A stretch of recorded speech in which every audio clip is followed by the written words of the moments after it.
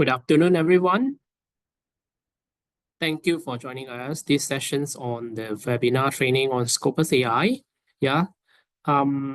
Let me first introduce myself. I'm your host today, Benny. Today, we are glad to have speakers from Research Analytics, the senior consultant, Miss Lucia Schoombee.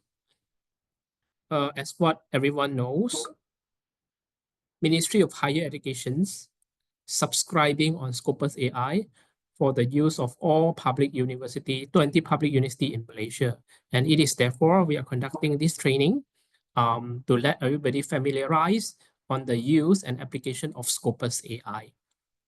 Hopefully you all will be benefited after this session by using Scopus AI in your research workflow. So without further ado, I will now pass the floor to Miss Lucia.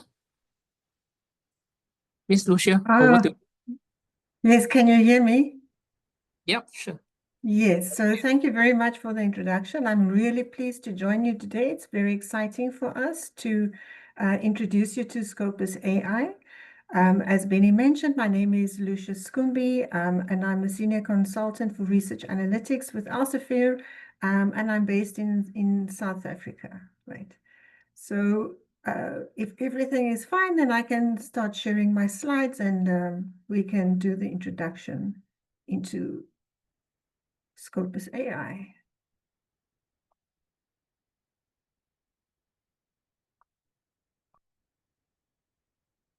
Right. So let me just give you some, navigation, how we're going to do the session today. So we're going to talk about what is Scopus AI. So what do we mean when we talk about Scopus AI? How is that different from Scopus, and how is that different from other, other generative AI solutions that are available? We're going to talk about what are some of the underlying principles, the data sources, very importantly, also, the core use cases. So what do we have in mind about how Scopus can be used? We'll also talk about the features. We'll talk about what's new. And most importantly, we want to focus on the demo. So we want to give you a real life, introduction into what Scopus AI looks like and how you can optimally use it. So we'll leave enough time also at the end of the session for Q&A. So if you have any questions, you can add that to the chat or the Q&A, and we will definitely want to answer your questions. Right. So what is Scopus AI? It's an academic research tool. It's informed by generative AI that draws exclusively on the trusted and curated content in Scopus. It was built in close collaboration with the academic community, and it has been designed to respond to natural language queries with focused and easy to understand insights into new terms, concepts, and disciplines. So really, our first aim in terms of developing Scopus AI was an easy way to explore new topics, understand new concepts in research. Since our first development, this has been enhanced, and we've added other features which we're also excited to share with you today. So you can see on the right-hand side of the screen, Scopus AI was also the first proprietary information database that brought AI, that brought AI to search. So we're very excited about that, but also just to make you aware that this is very much in development still, and although we have fantastic features, these will also continue to develop. We're also learning from our users in terms of how, exciting ways that they are using Scopus AI, and then also embedding some additional features into Scopus AI based on the feedback that we are receiving. So please, when you start using Scopus AI, feel free to give feedback as you go along. Right? So as I mentioned, this is a tool that is that draws on generative AI, but the knowledge base is unique. So the knowledge base is Scopus. So I just want to focus a little bit on, what Scopus is to make that clear. So Scopus is an abstract and citation database. For each publication that is indexed in Scopus, it provides an abstract or a brief summary and then detailed bibliographic information, such as the authors, the title, the journal information, the dates, etc. It generally does not provide full text articles directly, but it does offer links to full text if it is available through open access, for example, or other means that full text is made available. I'm mentioning this specifically because Scopus AI summaries the responses that Scopus AI creates, draws on the abstracts of the documents, and we use the abstracts since 2003 very deliberately. We want to have recent information in the responses that Scopus AI creates. It synthesizes the content of those documents abstracts, as I mentioned, and then it creates a narrative summary in response. But the complete corpus of Scopus is also used for other features that we've included into Scopus AI, such as the foundational foundational papers, which you will see as we go along, which is one of the features of Scopus AI. Right. So what are the use cases? So the main use case and the first use case actually that we had in mind when we developed Scopus AI was getting familiar with a new topic, right? Exploring the concepts and how the concepts relate to each other. That was very much, foremost. But of course, it's a search database and it's academic. So finding references is very important. This is an important use case. Getting familiar, well, that's a repetition there, but deepening your understanding of a research topic. Also, the Scopus AI allows you to go deeper into topics. It helps to better articulate hypotheses or research ideas. And recently we added also mechanisms to identify next research areas. So looking at, the white spaces, the gaps within research. So what is included in Scopus AI responses?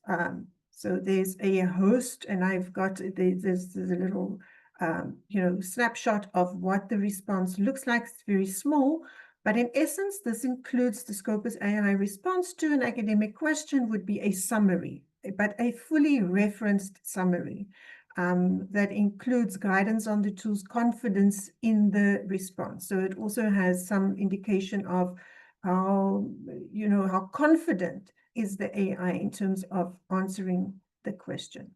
Then it provides going deeper questions, so a series of prompts designed to help you to continue exploring and learning. So very much the prompts are already built into Scopus AI. You will also find a concept map. So the concept map is based on the author keywords of the 10 most relevant publications that were identified. And those are then used to create this concept map, showing also the relationship between the different concepts. And it allows you also to explore the terminology, the relevant terminology within a specific field of research. The response will also include topic experts. So these topic experts are chosen based on their volume of publications, but also in terms of the citations. So it uses the research discovery technology, which is already embedded in Scopus to introduce specific topics within the field. You will find, besides the summary response that Scopus AI generates, it will also give an expanded summary. So this expanded summary is a broader view on the research topic, and it explores also the topic from multiple perspectives. So very much like a literature review would do, just gives you not only a short, brief, succinct summary, but also a broader expanded summary. A very useful or very popular feature that we have in Scopus AI is that it also has go deeper questions. So You start off with using Scopus AI by, saying what it is, what your research interest is, what is your research question. But then Scopus AI then provides additional prompts showing you what are other questions or related questions that can be asked in terms of this topic. The response also provides foundational papers, so not only giving you the most recent information about a topic, but also linking you with the foundational documents, so the seminal papers. And these are then using the entire Scopus corpus, not only since 2003, and based on citations, to give an indication of, those most important papers. But besides this, and we can't fit all the features onto one screen, so there are also more recent developments that have enhanced Scopus AI that I will introduce on the next slide. But you can see on the screenshot that I've included into this slide, more or less what the layout would be, starting with your natural language query. Then you will find your summary, followed then by an expanded summary, and then also, giving you more options there in terms of, looking at the concepts, the experts, and we'll also talk about emerging topics then.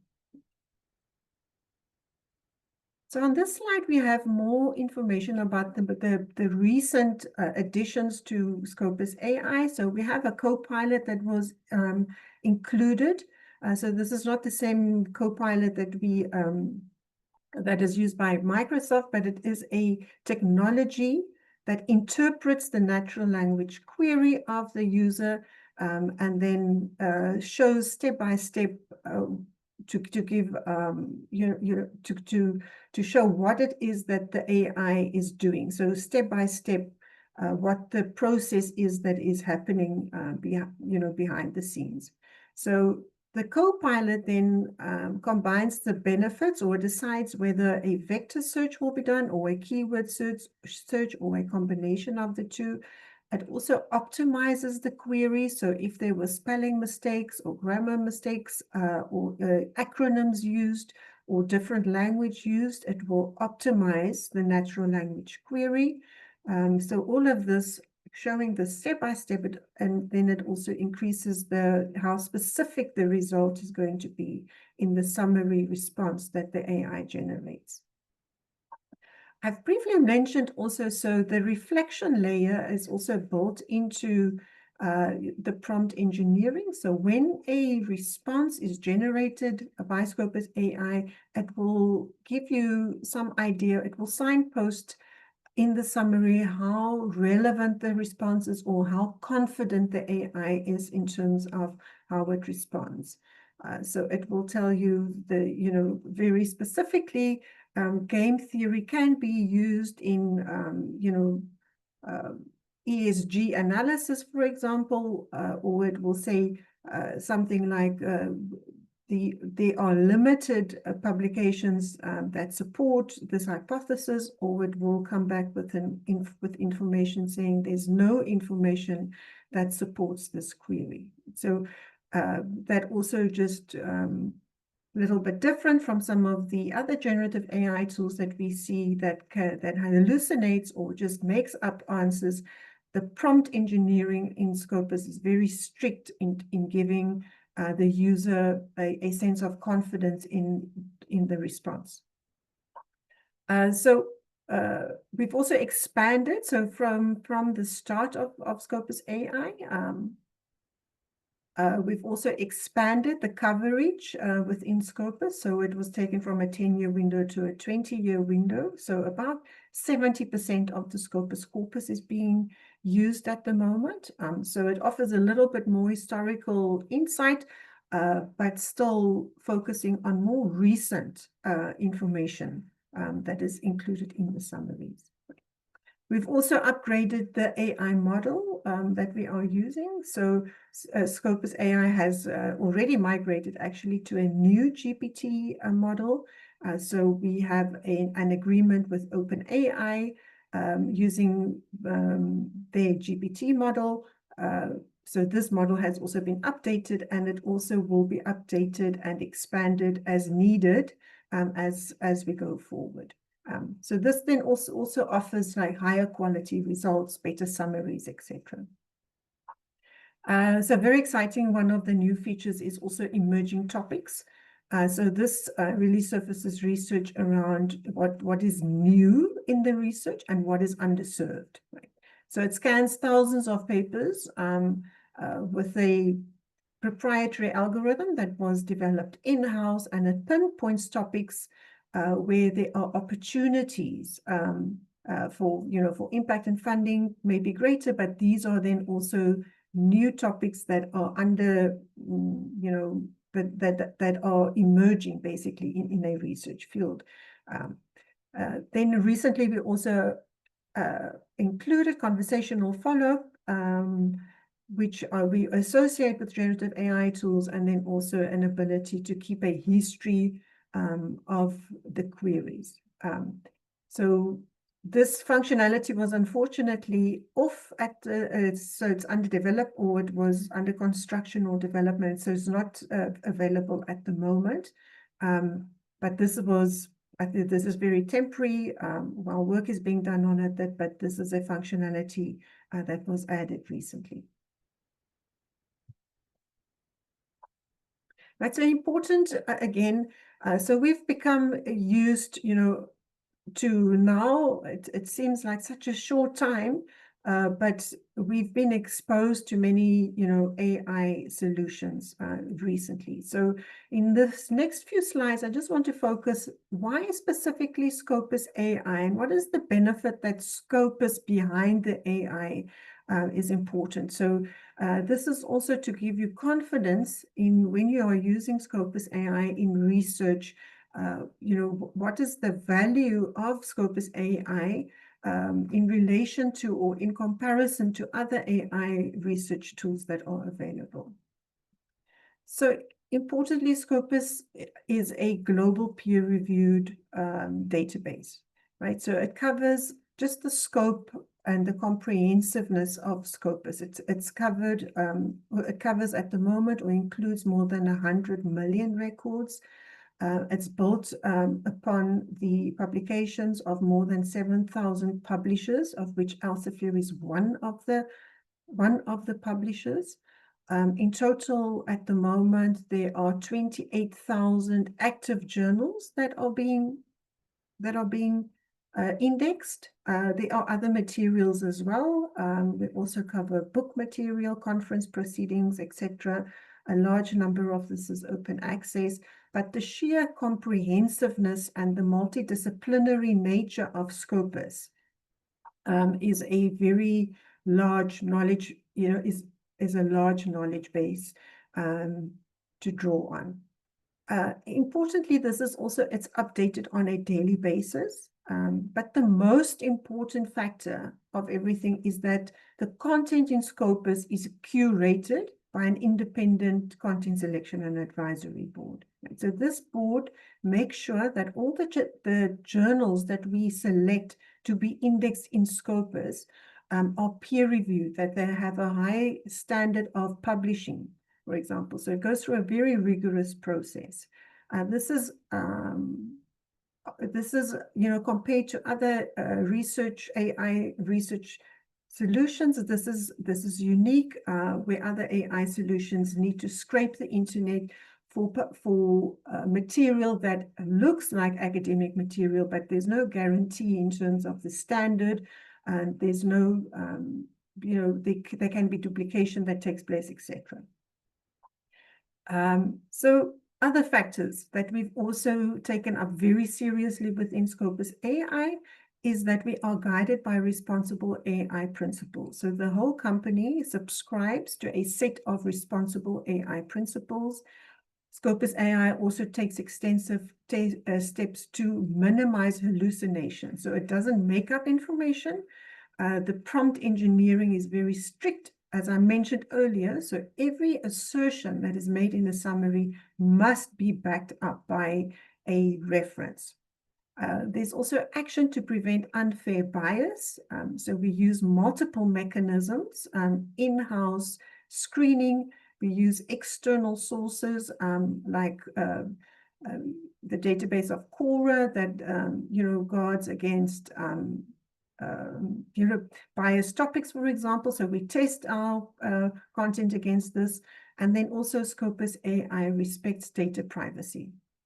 So your searches are not saved. So searches are also not shared with OpenAI, for example. So strict licensing there to respect data privacy. Scopus AI was also developed within the academic community, right? So it is very cognizant and about this is a tool for researchers, and we want this tool to be integrated into research or to be aligned with research workflow, specifically designed for research. So just in comparison then, this is, I've mentioned already some of the ways that this is different from Scopus, from generalist AI tools like ChatGPT, for example, that can fabricate references that's not within the research workflow, which is trained on sometimes out-of-date data. So it's a huge knowledge base that is used, but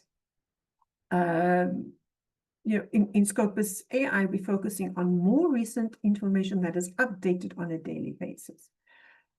So in terms of the other research tools that are available, so the content there is limited to what is available in the universe that is open access.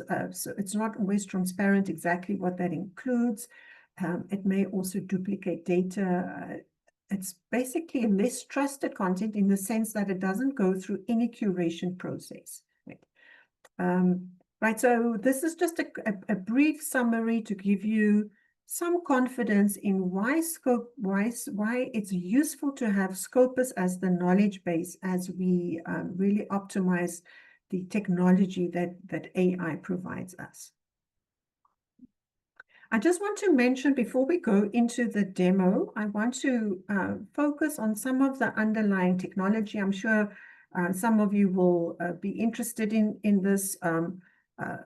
And just to be transparent, it's very important for us for our users to know exactly what's happening in the back end, so that they have also confidence in using this.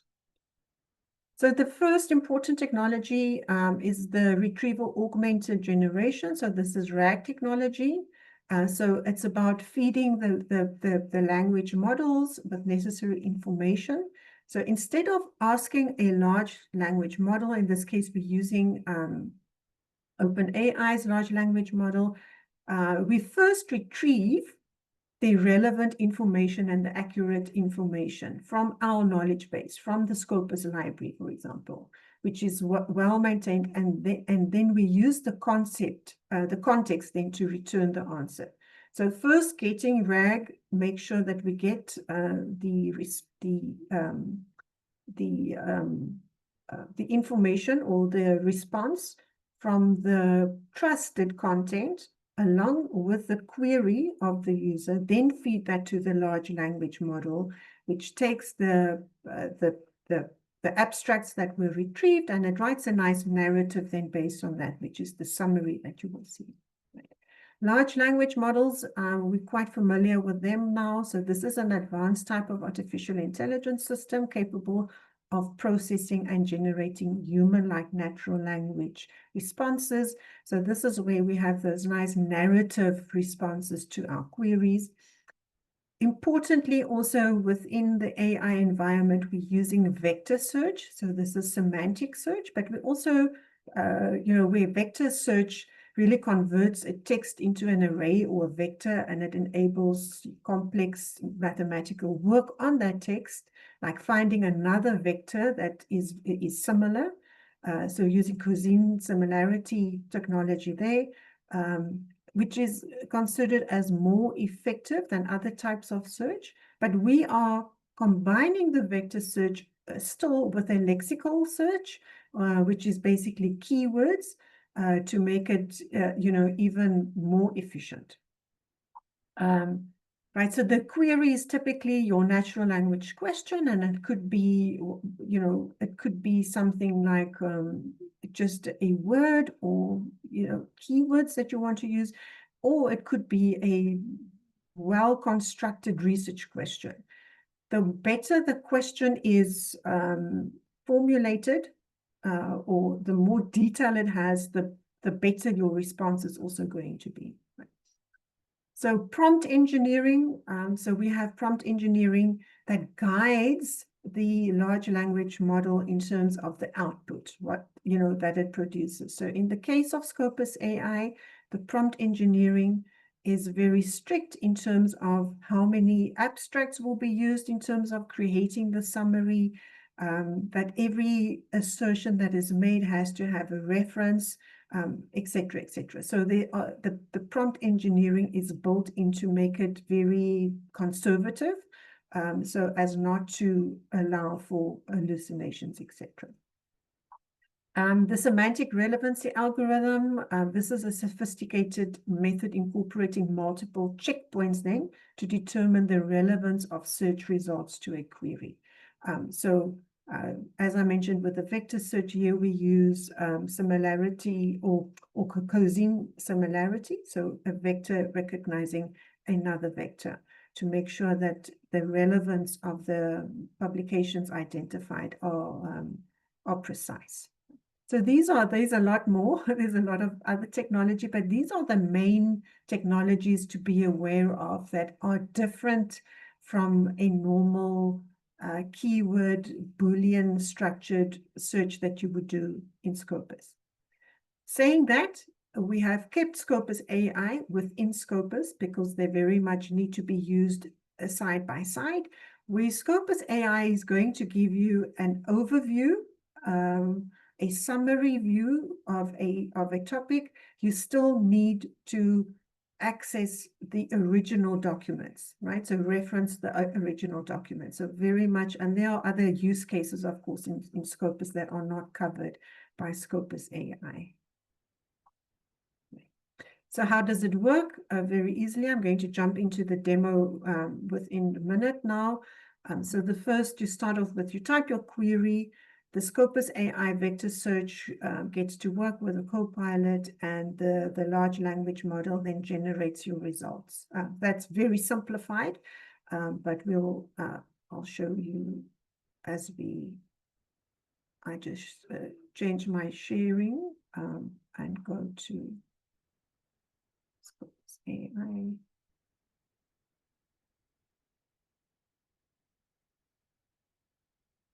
Right, so as you can see, we've got Scopus AI as part of the Scopus platform, and this is very deliberate because there are a number of research activities that need to take place in cohesion with using Scopus AI. So Scopus AI giving you that broad overview, the context, the concepts that are important, but the original documents are still very important. And of course, yes, for those of you who know Scopus well, there are other functionalities such as author profiles, organizational profiles, information about journals, finding metrics about research performance across Scopus. But let's focus on Scopus AI, right? So I'm going to Scopus AI. And unfortunately, this is Murphy doing his work, but the conversation history is temporary under maintenance. So this was made available recently, but typically, I'm assuming there's some updates that are being done to that.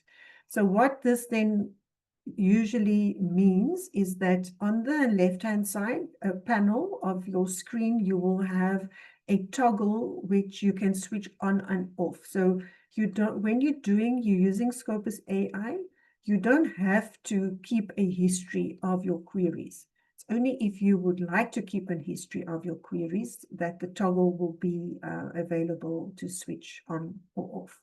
So unfortunately, this is not available at the moment. So any search that I'm going to do now is not going to be saved. In most cases, I don't want to save my history in any way, but just for you to be aware that this functionality will be active very shortly again.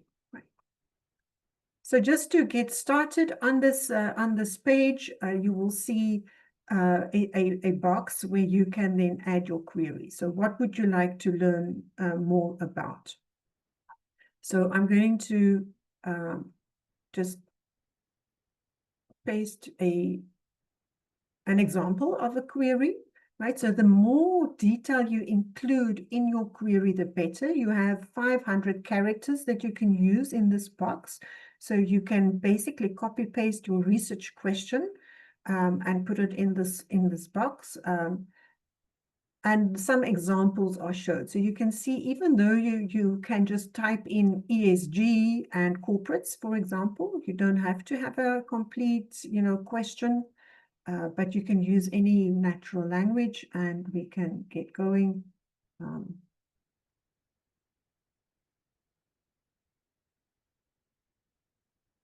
Right. So the response that is generated, you can see, first of all, you can see the Copilot that I mentioned, right? So the Copilot is giving a step-by-step overview of what is happening in the background. So first of all, it's creating a plan, it's performing a natural language search. So, but it's also optimizing the search, right? So I use the acronym ESG, which is environmental, social, and governance engagement. So it recognizes it, so it optimizes it. If I had any spelling mistakes, for example, it would have also, corrected that. And it basically just optimizes my question.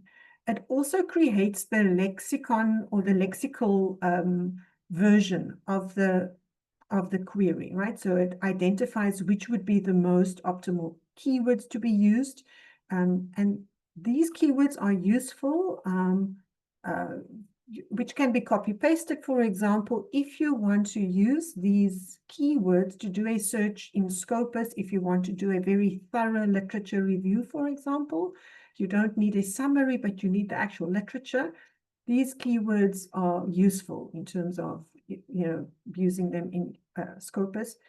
But in essence, the Copilot really optimizes your question and shows step-by-step what's happening in the background so that it is transparent. You can see that it then creates a summary. So it doesn't answer the question, it responds to your question with a narrative summary then.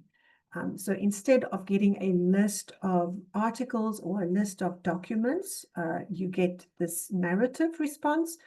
So, telling you based on the provided abstracts, there's substantial evidence, right? So this is the reflection layer that I mentioned. It gives you a sense of how confident is the AI in a positive response on your question. If it was less confident, it would have said something like there are limited information, supporting the question. It goes on then to, in a very structured way, to give a response. So, and these are then the references that were used to create the summary, right? So keeping in mind, always it's using the abstracts of the publications to create these summaries, and a list of the references are provided in a side panel on the right-hand side, but also in-text references are provided. So by clicking on one of the references, you can see the information about the publication where it was extracted from. You can see the actual abstract that was used to extract the information for the summary, and you can also access the document itself, right? In some cases, the document will be available full text. In other cases, it will only be a bibliographic record. But there are ways, of course, to find the full text through the library, etc. You can also export the references. Exporting the references will allow you a different file formats, as well as exporting it to RefWorks, or so the reference managers that are integrated, Mendeley, RefWorks, Zotero, and EndNote, so they can be exported. Right, so scrolling down, this is your summary results that is created. In this case, it's using, let me see, about 8 publications or 8 abstracts that were used. Right. In some cases, it will also then give you a summary table, right? So additionally summarizing the information for you in a very structured way. So you can see some of the factors important in this specific topic is ESG performance, investor attention, analyst competencies.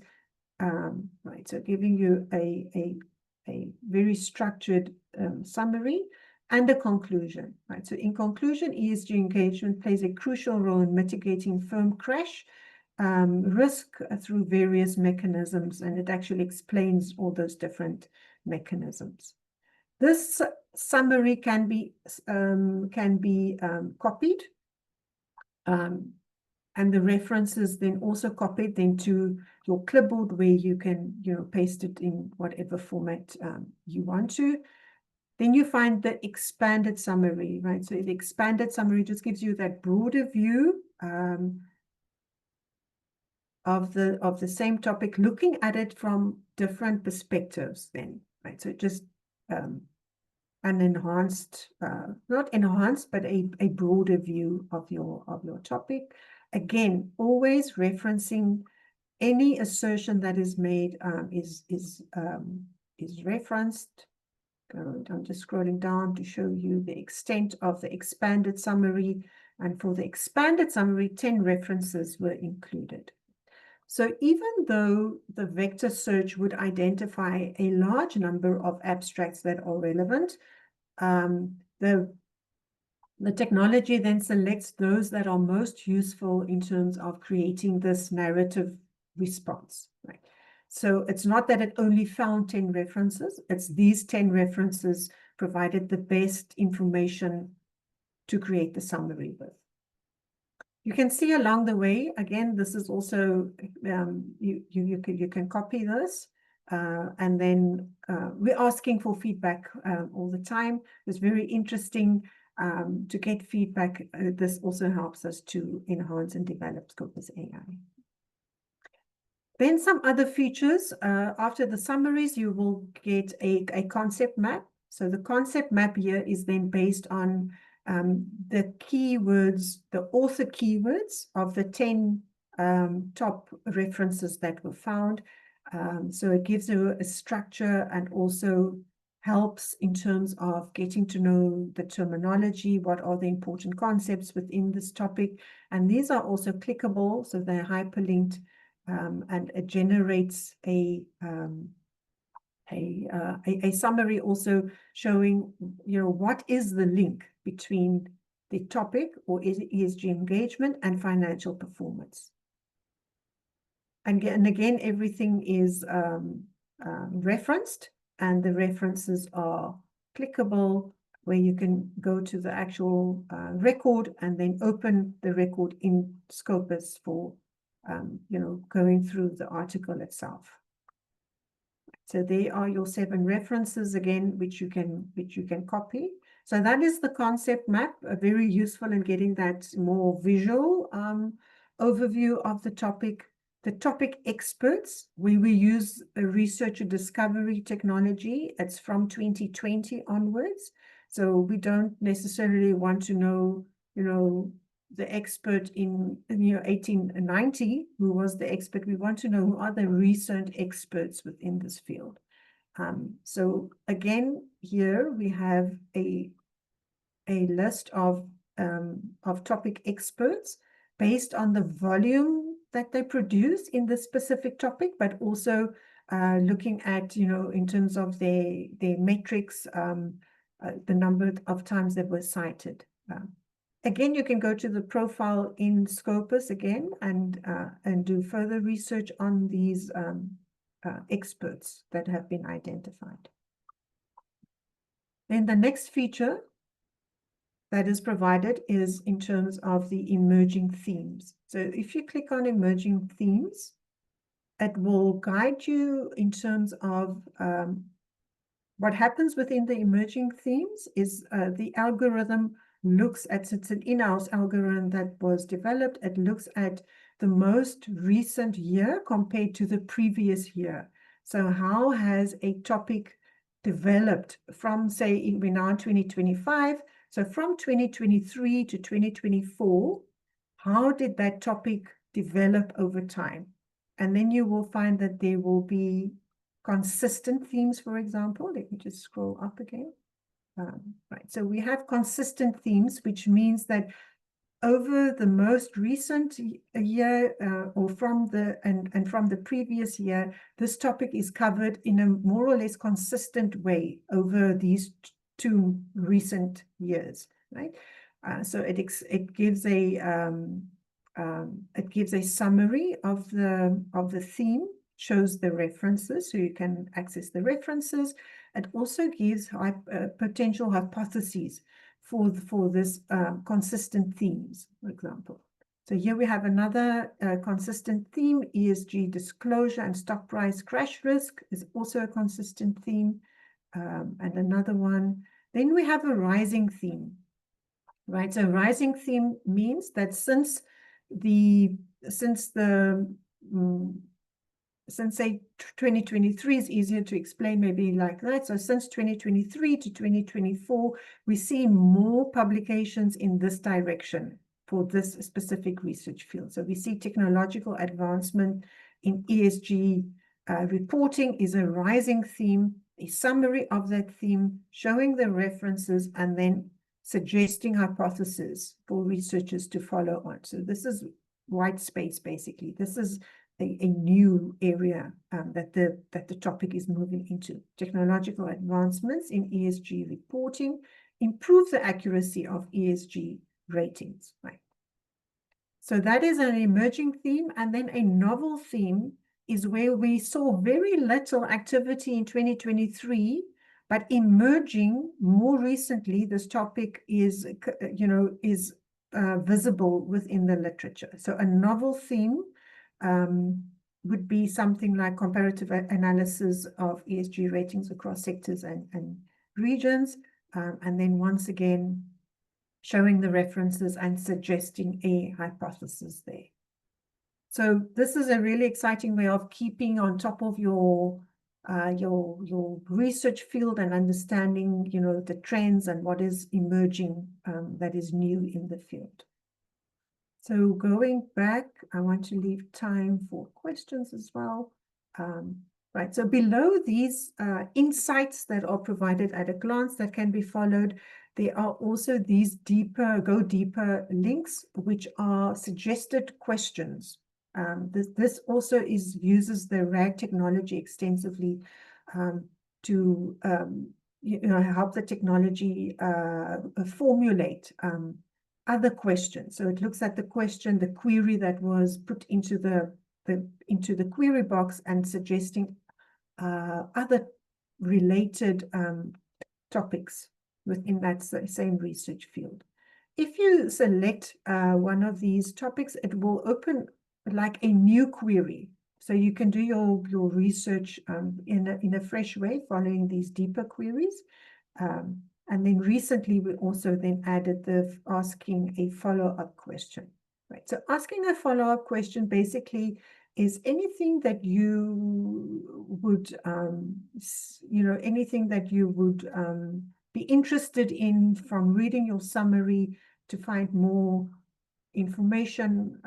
You can go deeper here and say, tell me more about ESG disclosure.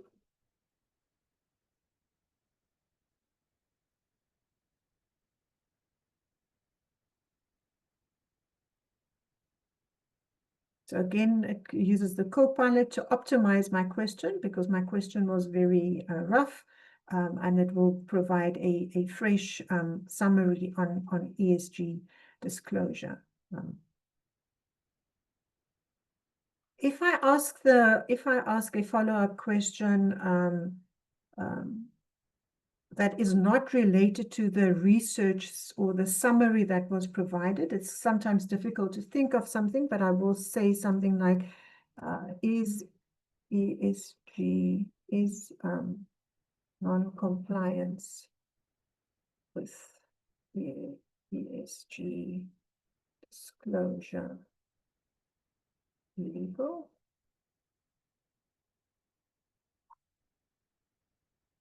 Right, so in this instance, it's also going to use the Scopus data to answer my question, but in some cases, it's going to answer the question from, if you ask a question that is completely not related to Scopus, for example, it's going to use the large language model to answer your question, but with a clear indication that this data is not coming from Scopus.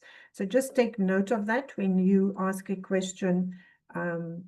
It means say, has this happened in oops.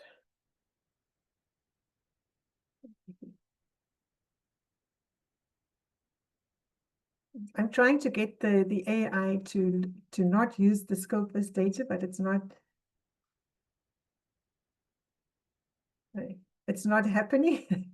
So it keeps going back to Scopus, but I wanted you to just be aware, you know, so this technology that we're using is probabilistic. We can't always predict exactly how the AI is going to answer this question, but in some cases, just look out for, it's going to take you to the large language model and it's going to give you a very general answer to your question, but it will clearly indicate that this is not based on Scopus data.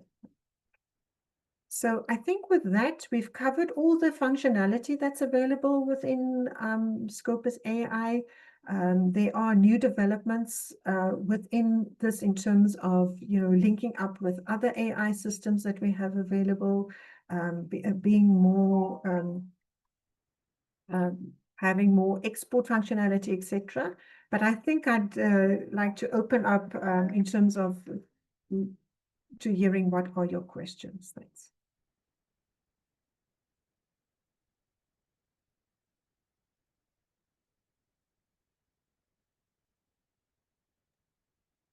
Hi, Lucia.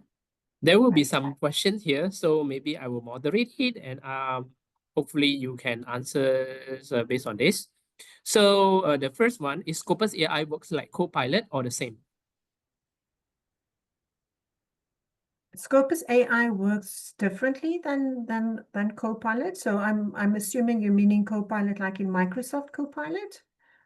So it works differently. It's completely different, you know, technology. This is using vector search. It's using RAG technology, which means that it's taking the knowledge base is defined. So it is within Scopus that the knowledge is retrieved. And then it's given to the large language model to write the summary, basically. So it uses different technology, uses vector search, for example. So there are differences. And the Copilot that we are using within Scopus AI is not Copilot. It's a little bit confusing, but it's not the same in you know, Copilot technology that is used by Microsoft. It is just a name that was provided to show the transparency of what is happening in Scopus AI. Thank you, That Lucia. answers your question. So I got a few similar questions. They are checking the summary and also the answer provided by Scopus AI. Would there be any, let's say, about the plagiarism elements, or would it be calculated in the similarity index when they are submitting this for publication? Yes, so so we do definitely not recommend using any of the summaries directly. So the summaries are provided to give researchers, you know, context and a deeper insight into their topic. It is not designed to be used directly in the research report or the article or the thesis that you are producing, right? So it gives you that overview, and the recommendation is to always then go to the original document and cite the original document in your own words or paraphrasing, right? So if you would copy a summary directly as your own work, that would basically, that would not be permissible.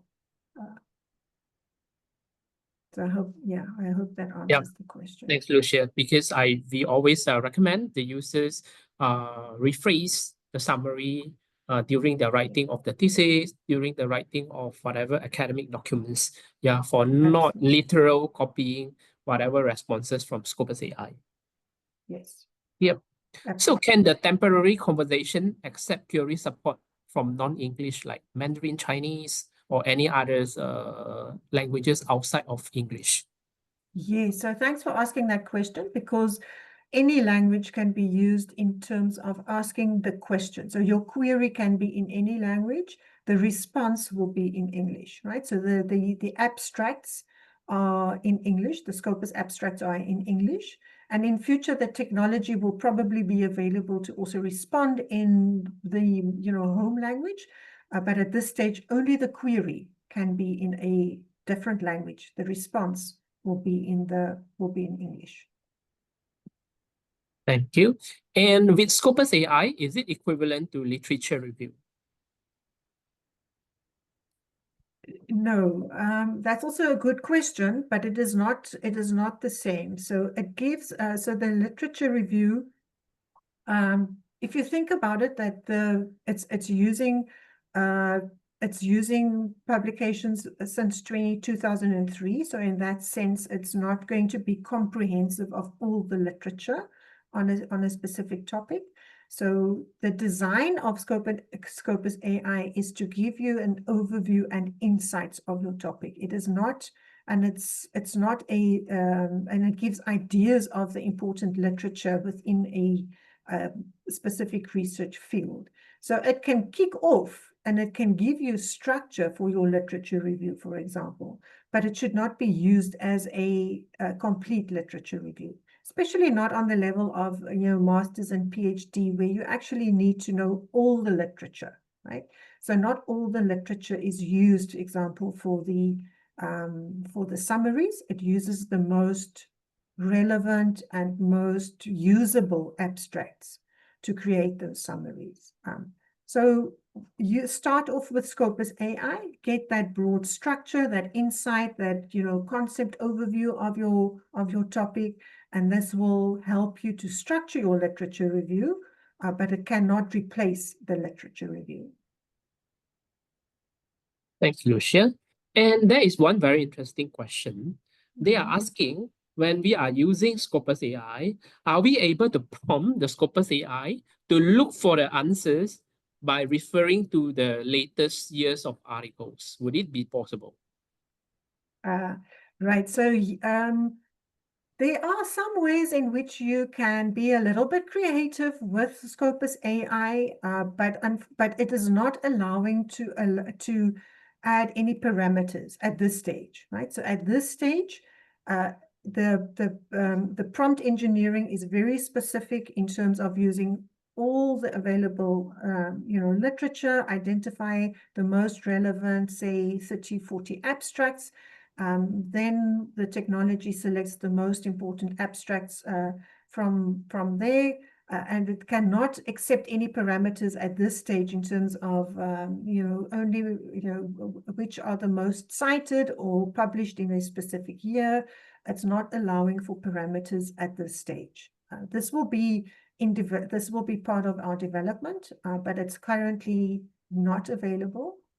What you could do in terms of prompting Scopus AI is that you can ask for something. It's not designed in this way, but it does provide useful feedback. Can you give me a structure for a short talk on a specific topic? Or can you give me a structure for a lecture? Or can you highlight the most relevant methodologies in this research area? But in terms of adding parameters, this is not currently part of what Scopus AI is able to do. Lucia, one question is from the floor. So as what we know, as we are using the general AI tool, there must be some inaccuracy of the data or answers answering by general tool, right? So what about Scopus AI? Would there be any possibility that they are providing false answer or hallucination?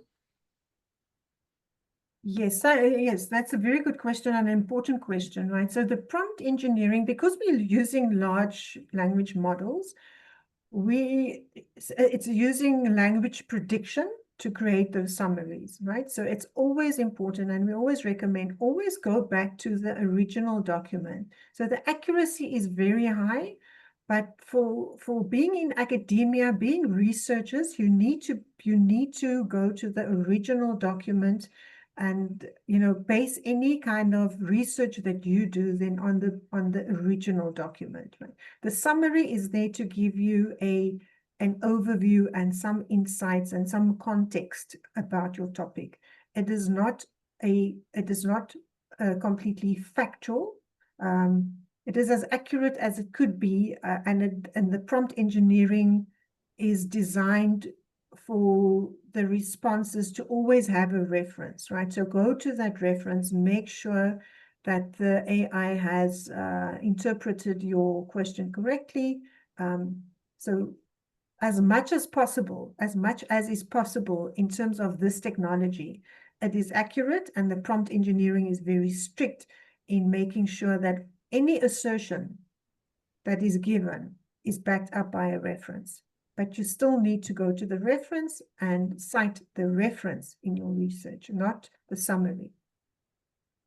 Thank you, Lucia. So due to the time constraint, I think we will pick one more question to answer, and therefore we will end the session after that. So one more interesting question. So they are asking about the concept map that generated from Scopus AI, right? So can that concept map be downloaded as PNG? And would it be considered plagiarism if they are using this concept map in their paper writing or publication? Yes, so you can use the concept map. You can download it as long as it is correctly attributed, right? So as long as you indicate that this is a concept map that was created by Scopus AI, and so the attribution would be important in terms of, if you just copy and use it as your own concept map that you've designed, that would of course be plagiarism. Yes, to some degree. So always attribute it, and always keep in mind that this, understand how the concept map was created. So it's using the top 10 articles that were identified, the keywords of those, the author keywords of those of those articles that is behind that. But yes, it's a nice visual representation that can be used if it is correctly attributed. Yes. Thank you, Lucia. So due to time constraint, I don't think we can, answer everything questions that listed in Q&A. But no matter what, I think I will encourage all the users from Malaysia that's studying in public university, right, to start using this to try out Scopus AI. Yeah. Should there be any problem, you can always check with your respective librarian, and your librarian will be in touch with us should there be any help needed. And regarding the slide, regarding the recording, please send the request to your respective librarian, right? The librarian will be in touch with us, and we will send the slide and also the recording to the respective librarian. They will disseminate to you. Yep. So hopefully this stay clear to the rest of the questions that pop up in Q&A. So thank you so much for our speaker of today, Miss Lucia, that's spending 1 hour time with us in Malaysia, right? And thank you, Ministry of Higher Education, that providing these valuable Scopus AI tool to the user in 20 public university in Malaysia. Thank you so much, everyone. Thank you for your time for joining us this afternoon. Have a good day ahead. Thank you, everybody. Thank you. Bye-bye.